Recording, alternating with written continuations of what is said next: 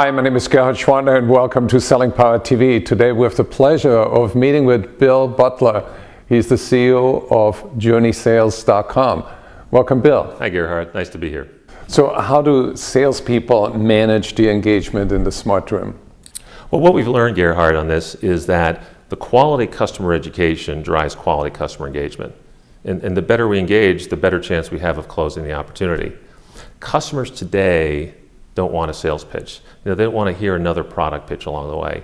And there was a recent study by The Economist that said that 73% of business executives had a negative reaction basically to product pitches.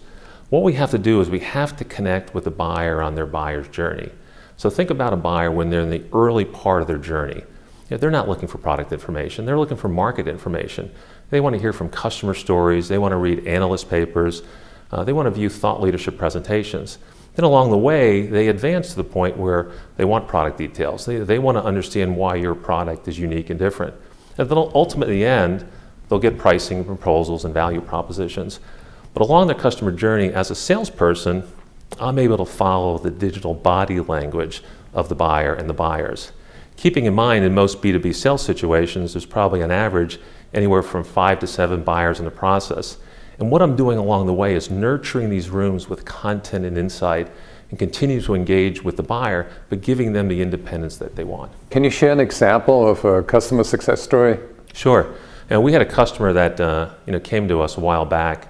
And by all accounts, when we first met them, it seemed like a company that was doing very well. They seemed to be hitting their targets quarter on quarter. But what they shared with us is that it got really, really hard. It kept getting harder and harder to hit that quarterly target. What they were doing is redirecting all their energy on those opportunities to close the quarter, pretty much ignoring everything else in their sales pipeline. So what we ended up doing with them is we said, okay, let's introduce smart rooms to help them nurture these other opportunities. So what they've done is now they've created an equal amount of focus and effort, both on the opportunities that they need to close for the current quarter, but all these other opportunities which basically are going to benefit them quarters on out. And the way they've done it is they keep the field reps focused on the current quarter opportunity, but the inside sales team, working along with marketing, is using smart rooms to nurture all these other opportunities, the ones that they expect to close a few quarters out. And what they're finding is a greater both quantity and quality of their sales pipeline. And what we're hearing from the salespeople is they really enjoy using smart rooms. They've actually introduced the fun factor. They said smart rooms are fun. Can you explain something in terms of the timetable of the buying journey? Every buyer works with a different clock speed. Some close in 3 months, some in 12 months. So how do you manage that? Yeah, I've got a great story on that, on kind of buyer behavior. There's a woman I met, and she was a very successful technology sales rep, and she decided to kind of shift careers. Now she's one of the most successful realtors in Chicago.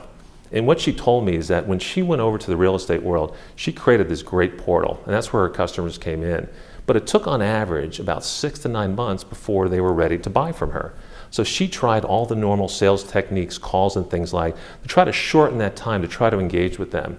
And what she found out is they don't want to engage before they're ready. But when they come back to her and they contact her, I think one of the things that was the greatest things I've heard is that they actually thank her.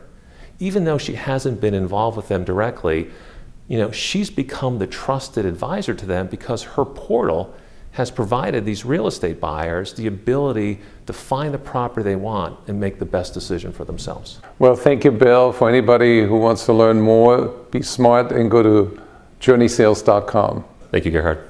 Thank you, Bill.